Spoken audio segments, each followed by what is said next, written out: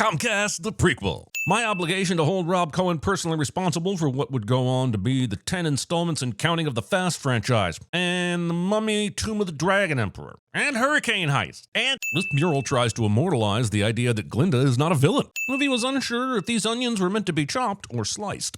Oh man, you always chop the chickens when I... Always. Two people carrying a checkerboard mid-game should be a maybe-once scenario, Uncle Henry. The wonderful Teresa Merritt is singing about her daughter needing a hug after a bumped shin, when every old person I interviewed about the 70s told me that the usual prescription was self-amputation, while walking to and from school uphill in the snow both ways. Engaging in cock-blockable activities at a family function. But honey, it's a chance for you to teach in the high school. Get away from that kindergarten once and for all. Acknowledging that kids are terrible, but failing to realize that teenagers are infinitely worse. Such an important time in their development. Suggesting that there are unimportant times in a child's development. Why do you get me so worked up that I begin to sound like a Jewish mother? Blaming someone else when you're the one who decided to do an accent. Whatever your fears are, well, they'll be defeated just by facing up to them. Not if her fear is having to pay rent by herself. Toto! Oh, Toto! Toto! Toto!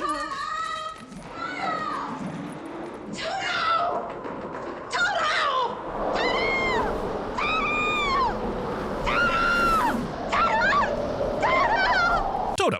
Also, I find it hard to believe that this guy knows anything about the rains down in Africa. Also, I'm hating the entire neighborhood also. Some asshole left the door to the building open in the middle of a f***ing blizzard. Dorothy and Toto survived this. Movie steals the space luge idea from the Lonely Island. Dorothy breaks through the concrete when she should have broken every bone in her legs. Dorothy's fall is broken by what I initially thought was sand, but upon closer inspection, I now believe it to be polenta. But regardless of edibility, this landing was not survivable.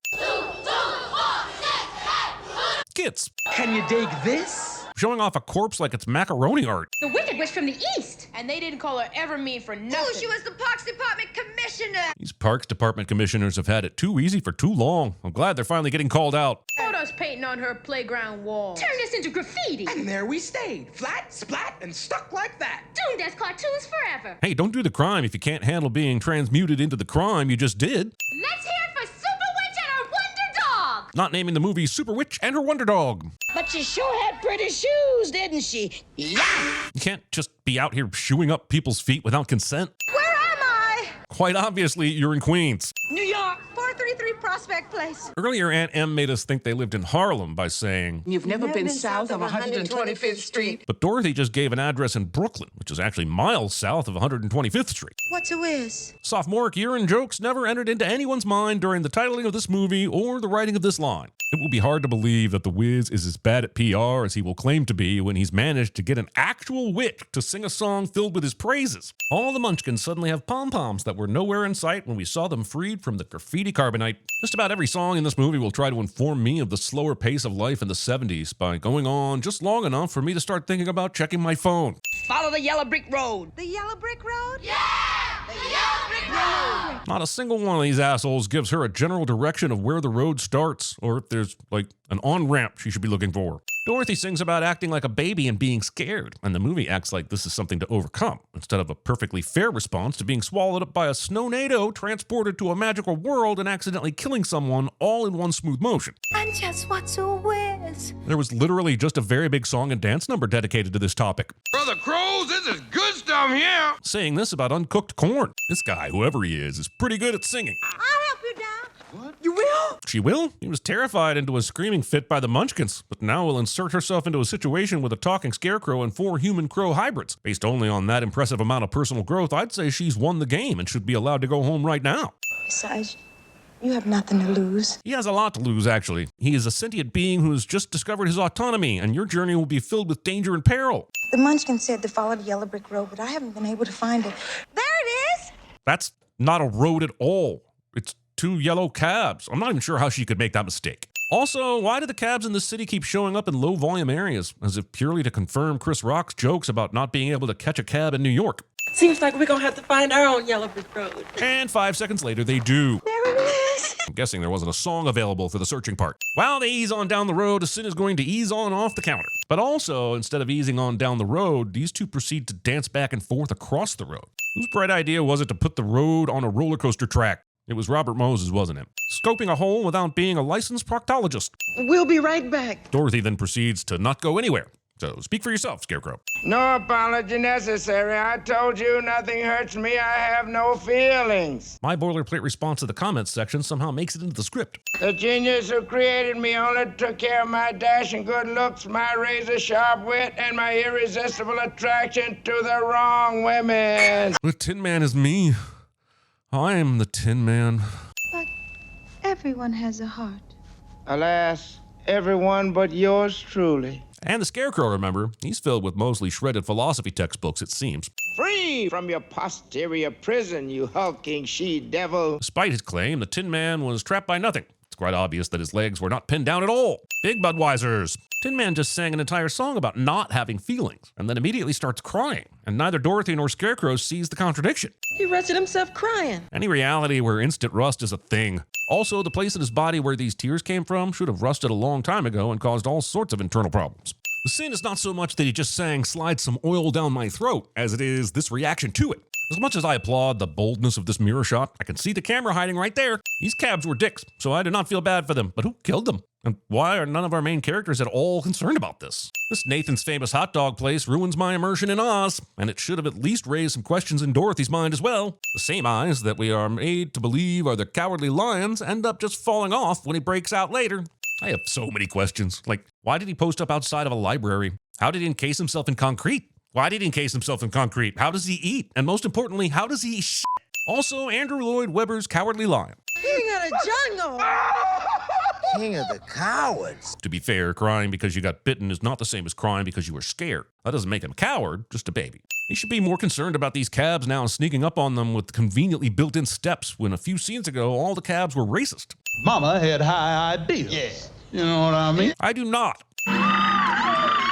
Sure, they're freaky, but all the lantern monsters have done so far is jiggle a bunch. I'm not convinced they should be this scared. These sentient trash cans were just hungry or horny and mistook Scarecrow for a non-sentient trash doll. Fleetwood didn't have to come in all hot and tear their heads off. This movie is really just an MTA PSA about not riding the subway after taking hallucinogens. Dorothy stands here and lets herself get surrounded when, at the pace they're moving, she could have outwalked these pillars. It's hard to figure out what the through line is over at the MPAA when they've rated this movie G for your pleasure. There's never any reason given for why they go down this alley. Don't get me wrong, I get the reasons to go down this alley, but this group does not seem like the target audience. Now, if the Yellow Brick Road went this way, that would be another story. They're gullible and would probably follow that thing off a cliff.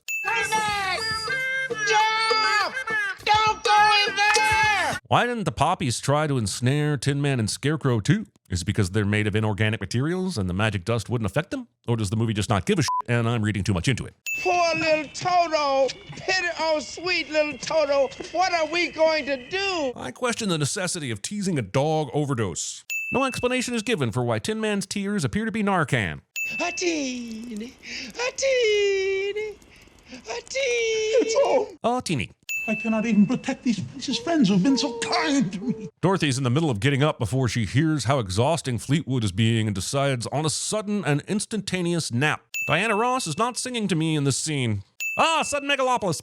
The director said, make the sun an apple. This way the audience will know the Emerald City is full of assholes. It was a treat to realize that these are the Twin Towers in the background, and this tilt-up to show them in their full glory was going to be cool. But they had to put this big f***ing speaker and traffic light on it.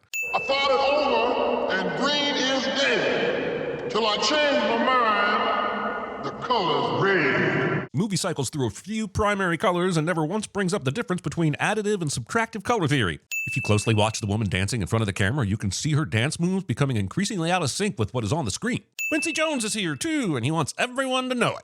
I've been a two-bit carny hustler all my life. Movie's a dick to carny hustlers. I mean, don't hate the carny, hate the game they are scamming you with. Kill Evillene, the wicked witch of the West. The Wiz makes a bet that Dorothy can involuntarily manslaughter on command, and he ends up being right.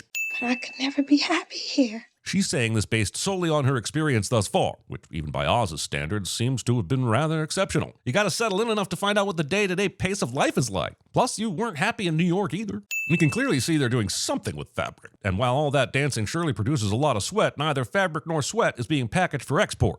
And all lunch hours are canceled. They were getting an hour lunch? Evillene doesn't know how to sweatshop correctly. We haven't had a lunch hour in 6 months. Oh, I see. Well, then Evillene would be excellent at sweatshops. Well, Suffering is food for the soul.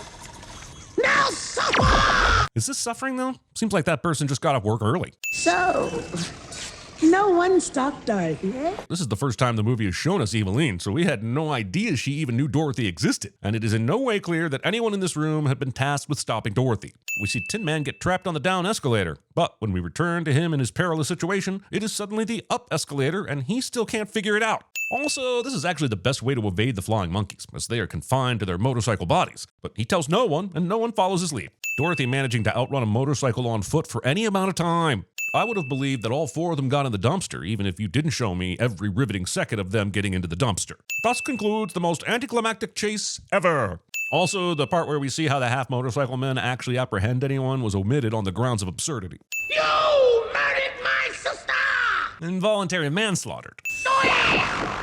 What is she using her magic on here? Her minions are doing all the work. Same thing with the Scarecrow. Is she just turning on the machines at long range? Is she using the equivalent of a clapper for industrial equipment? Once again, she extends her hand, shouts, and you hear the magical sound. But it's just her minions slowly hoisting Fleetwood into the air. There was nothing magical about it. Would you like sauerkraut or mustard, my dear? False condiments. No! Don't touch that! I have trouble believing that someone running a sweatshop would even bother with a fire suppression system. And it makes even less sense that you'd keep something you're deathly allergic to dangling over your head like the sword of Damocles. I'm allergic to water! It makes me melt! No! Confusing melting with being eaten by a chair because we blew the budget on that sick-ass snow-nado and erotic dancers. Also, a throne with a toilet is a luxury. A throne with a toilet big enough to flush your whole body is a goddamn OSHA violation. Where's his arm? The Scarecrow was only cut in half, but now, for some reason, he needs his arms reattached too. Now even the sewing machines are melting to fulfill the metaphor. Evillene should have known the first rule of business is don't make your entire operation water-soluble. I'd believe they could quickly sew the Scarecrow back together. This guy was flattened, and I have seen no equipment in this shop that would have him ready in time for this song. All of this dancing would be quite dangerous on a slick surface. You know, if anything was still wet from all the water. How's everyone and everything now bone dry? I'm giving another send-off just because Diana Ross is singing again. All of the sweatshop workers are finally freed from caricature, only to be forced into another dance sequence, and it goes on for all the some time. So long, in fact, that people end up in the rafters because they run out of choreography ideas. Well, I don't think the killers of the Wicked Witch of the West should be using the back door. You know what I mean? I hope I don't. I get they went into the Wiz's lair through the back way, but that doesn't excuse the giant head being on its side. Why would Herman ever take that down, other than provide an orgy of evidence that he is a fraud? Barnum said there's a sucker born every minute. While attributed to Barnum, there is no proof that this was originally his quote. Someone needs to check their sources. Public office is the last refuge of the incompetent. Penrose! Actually, it's more of a mashup of Penrose's public office is the last refuge of the scoundrel, and Asimov's violence is the last refuge of the incompetent. I'm incompetent! So much so, I could never get elected to public office. But you said... I'm just a second-rate politician from District 7. Can you call yourself a politician without ever being elected? It's a little bit like calling yourself a lawyer without passing the bar. Finally, in desperation, I ran for dog catcher. I can't find any evidence of dog catcher ever being an elected official in Atlantic City. You're the one who figured out how to find the yellow brick road? If by figured out you mean turned his head in the right direction to see the road he'd been posted up next to for his entire life, then yes. And how to destroy Evillene? If by destroy Evillene you mean causing melty anaphylaxis by sheer dumb luck, then yes. It's Glinda, the good witch of the South. She has great powers.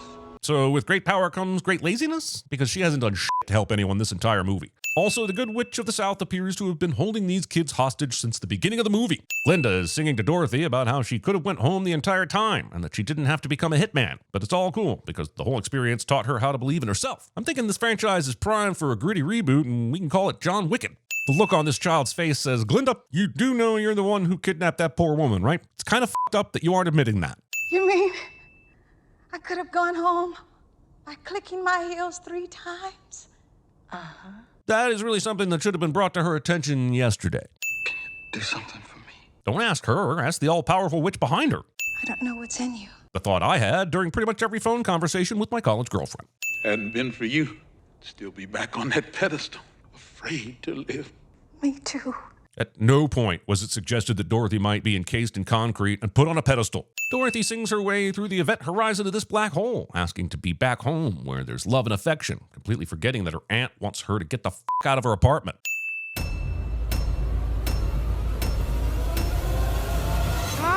tired and my knee hurts. Up to 45 miles per hour. All the other chocolate makers in the world were sending in spies, dressed as workers to steal Mr. Wonka's secret recipes. Now you take that new job and shove it up your ass, pal. Toto! Oh, Toto! I am not your pet. I never liked you. I don't care about you. Can you dig this? People, that is a dead body. What's a whiz? When you urinate? Oh, look, poor little Toto. You got knocked the out, man! Hey, Mike. I'm getting too over this shit. I've been a two-bit carny hustler all my life. I mean, I made every wrong choice a middle-aged man can make. I'm allergic to water! I'm melting! I'm melting! You're from New Jersey? I'm sorry. I'm not perfect. I don't know what's in you. Maybe a piece of cheese?